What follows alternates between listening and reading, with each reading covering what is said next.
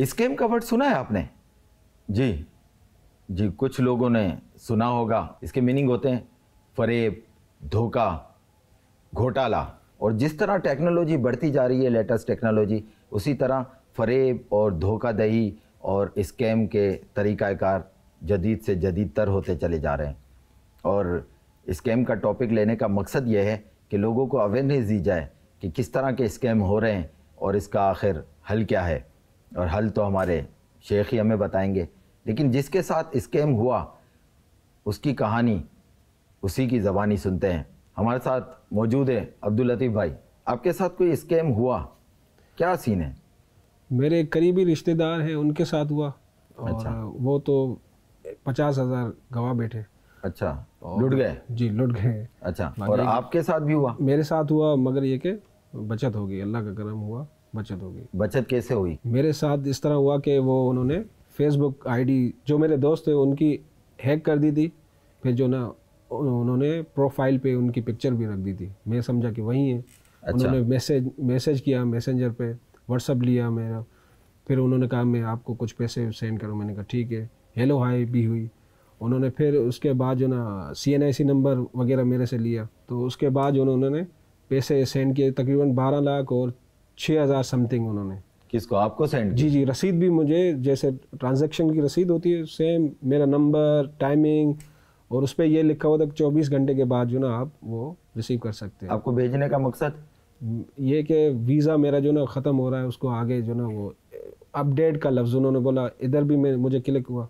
Visa तो extend होता है ना? जी जी, अपडेट नहीं होता। तो ये अल्फाज जो ना मुझे लगे कि यार वाकई। अच्छा, यहाँ से आपको थोड़ा सा लगा कि समथिंग इज फिशी फिशी, कोई गड़बड़ है। फिर भी मुझे जो ना महसूस नहीं होने दिया उसने। इस तरह उन्होंने एक तरह से दिमाग में जो ना जैसे वो माफ कर दिया। जी जी जी जी। लेकिन अकाउंट में पैसे आते हैं तो कोई मैसेज आता है ना? कोई मतलब बिल्कुल जैसे आपके साथ खेलते हैं ना दिमाग के साथ, तो बंदा सोचता नहीं है इस बारे में। बिल्कुल। आप जैसे आप मेरे दोस्त हैं, तो अगर आप बाहर जाते हैं तो वो एज ए शहजाद भाई बन के जो ना आप बात कर रहे होंगे, तो मैं ये मतलब ख्याल भी नहीं करूँगा कि ये इस तरह मेरे साथ स्कैम कर सकते हैं। अच्छा, फिर उन्होंने इस तरह पैसे मुझे सेंड किए। फिर बोला कि आपको कॉल आएगी। कॉल आई बैंक के थ्रू, PT सेल नंबर था, PT सेल नंबर से आई। फिर उन्होंने कहा कि फुला एजेंट है इस्लामाबाद में, उनसे बात करें। मैंने उनसे बात की। उन्होंने कहा आज लास्ट डेट है। फिर मैंने एहसन को बताया कि यार वो कह रहे हैं लास्ट डेट है, लास्ट डेट है। तो उन्होंने कहा चलो आप ऐसे करें, 20,000 से 30,000 जो आप उनको सेंड कर दे, जितने मैंने आपको सेंड किए उसमें से कुछ ले लेना, भले ज़्यादा। कितनी रकम मांगी थी? उन्होंने 5,70,000 बोली थी। अच्छा। और फिर आ गए हज़ारों पे, पहले लाखों पे। मतलब बातें करोड़ों की और दुकान पकौड़ों की। जी, ये तो ये हिसाब हो गया। जी जी जी। अच्छा, फिर मुझे शक हुआ। फिर मैं दूसरे दोस्त के पास गया जो हमारे दोस्त थे, उनसे नंबर लिया तो नंबर वो अलग था और मेरे पास जो था नंबर वो अलग था। फिर मैं समझ गया। 5 लाख से 20,000 पे आए तो आपको थोड़ा सा बेना डाउट हुआ कि यार ये मेरे साथ कोई घोटाला हो रहा है, स्कैम हो रहा है। तो उसके बाद फिर क्या हुआ? मैंने उनको बोला कि यार 24 घंटे के बाद जो ना पैसे आएंगे, 12 लाख आएंगे और कुछ हज़ार, मैं आपको 5 लाख तो क्या 6 लाख सेंड कर दूंगा, मगर ये कि 24 घंटे के बाद आएंगे। अच्छा। तो वो समझ गया कि इसको बंदे को पता चल गया, फ़ौरन ब्लॉक कर दिया उन्होंने। जो वो दोस्त बना तो उन्होंने भी ब्लॉक कर दिया। रिश्तेदार के साथ रिश्तेदार सीन हुआ है? हमारे पंजाब में रिश्तेदार हैं, तो यानी उनको कॉल आई, अननोन नंबर से आई। तो उन्होंने कहा कि कौन? कह रहे मुझे नहीं पहचानते आप। उन्होंने कहा कौन? फलां, अब्दुल लतीफ़, शहजाद, इस तरह नाम लिए उन्होंने 3-4। फिर उन्होंने जो हमारे रिश्तेदार थे उनका नाम लिया। तो वो पूरी इन्फॉर्मेशन उसके पास थी उस बंदे की, वो बाहर रहते हैं। 3-4 नाम लेने के बाद एक नाम बोला कि ये नाम कंफर्म कर दिया? नाम कंफर्म किया और उसको उनके पास इन्फॉर्मेशन थी बंदे की कि वो बाहर है।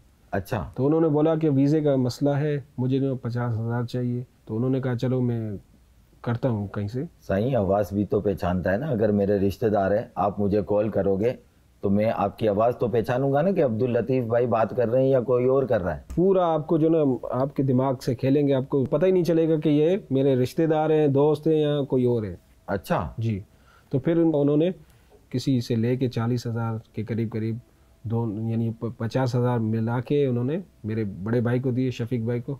उन्होंने कहा कि भाई क्या मसला है, किन को सेंड करने? उन्होंने कहा कि बाद में बताऊंगा, क्योंकि उन्होंने बंदे ने बोला था किसी को नहीं बताना। अच्छा, नहीं 10,000 अपने पास थे उनके, 40,000 कर्ज लिया और फिर वो मिला के उन्होंने 50,000 शफीक भाई को दिए। उन्होंने फिर वो मनी ट्रांसफ़र के जो तरीके वहाँ यानी वो गए और यानी सेंड कर दिए उन्होंने। अच्छा, ऑनलाइन सेंड कर दिए पैसे उन्होंने सेंड किए, तो जैसे उन्होंने कंफर्म करने के लिए कॉल की कि भैया आपके पास आ गए, तो नंबर बिल्कुल ब्लॉक चले लूट गए। हाँ। अच्छा, फिर पछतावे के सिवा तो कुछ भी नहीं बचा। सही जी सही। अब पछताए क्या होत जब चिड़िया चुग गई खेत। ये मतलब स्कैम एक आपके साथ होते होते रह गया और एक आपके रिश्तेदार के साथ हुआ और वो 50,000 गवा बैठे। अब इसका सद्देबाब तो होना चाहिए। शेख, स्कैम की कहानी आपने सुनी, किस तरह लोग फरेब दे रहे हैं, धोखा दे रहे हैं, गड़बड़ घोटाले कर रहे हैं, और चाहे इसमें भोले भाले लोग हों या होशियार लोग हों, सभी इसका शिकार हो रहे हैं। अब इनको किस तरह बचाएं, स्कैम से किस तरह लोग बचें, इसके बारे में प्लीज़ बताइए। आखिर इसका हल क्या है? अल्लाह अकबर, अल्लाह पाक हिफाजत फरमाए। बाद में भाग का ये के बान भूल जाता है और चक्कर में आ जाता है। ये स्कैम या ये धोखा, फ्रॉड, ये कोई नया नहीं है।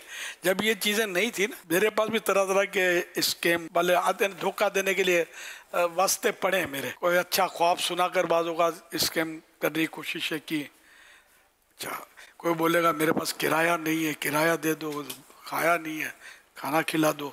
इस तरह के ये अब भी होते होंगे।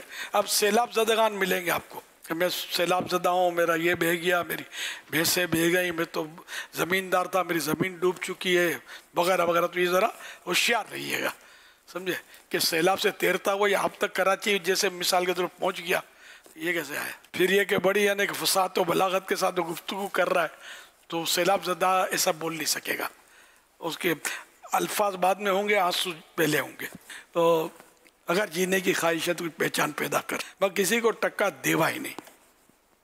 इस तरह आदमी फ्रॉड का शिकार हो जाता है और मतलब वो रोएंगे, आर्टिस्ट होते हैं पूरे, रोएंगे, रोनी आवाज़ निकालेंगे, वो ये रिश्तेदार वो रिश्तेदार। अब हमको भी ये प्रॉब्लम तो मुझे भी इस तरह का है कि मुझे भी केस तो करते हों तो ताज्जुब नहीं है।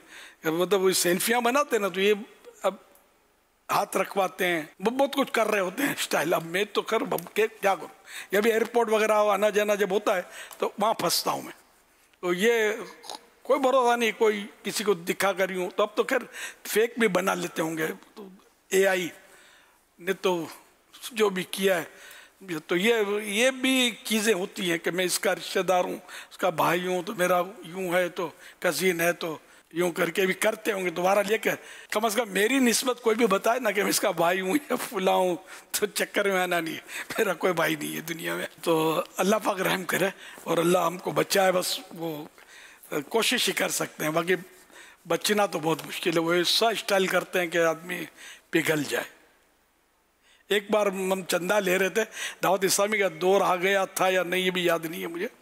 तो किसी ने आकर रूम करके, हम ऑफिस में बैठे हुए थे इस्लामी भाई की, जो हमको ले जाएंगे चंदा करवाने के लिए। ये अपने दावत इस्लामी, ये पहले भी अंजुमन तो चला था, मदरसा वगैरह चलाते थे हम। तो मेरा दोस्त बहुत पढ़ा, वो लिखा था, इंजीनियर था, समझदार भी बहुत था। उसने मेरे को कहा कि इलियास ये तो सच्चो लगे, तो ये तो सच्चा लगता है। तो था वो जवान लड़का, तो मैंने कहा मेहनत मजदूरी कर, कमा के खा। वैसे एक्शन में देखा ना, उसकी हंसी निकल गई, चला गया। वो इंजीनियर साहब मुझे देखते रह गए, चर भगा दिया इसको।